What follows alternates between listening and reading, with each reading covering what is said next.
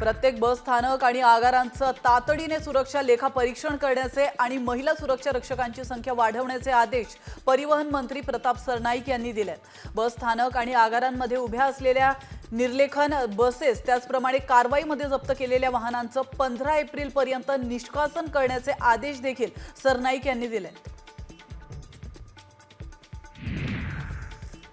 मुंबईतल्या विलेपार्लेमध्ये जैन मंदिरावर महानगरपालिकेने तोडक कारवाई केली आहे। त्या विरोधात जैन समाज चांगलाच आक्रमक झालाय।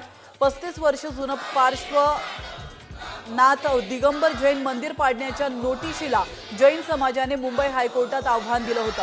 गुरुवारी सुनावणी होण्याआधीच हे मंदिर पाडण्यात आलं।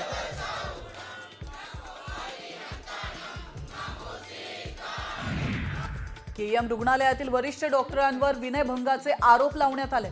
6 महिला डॉक्टरांनी डॉक्टर रवींद्र देवकर यांच्या विरोधात तक्रार केली आहे। या संदर्भात भोईवाडा पोलीस ठाण्यामध्ये गुन्हा दाखल करण्यात आलाय। आरोपानंतर डॉक्टर रवींद्र देवकर यांना निलंबित करण्यात आलंय। मात्र डॉक्टरने अटकपूर्व जामिनासाठी सत्र न्यायालयात धाव घेतली आहे।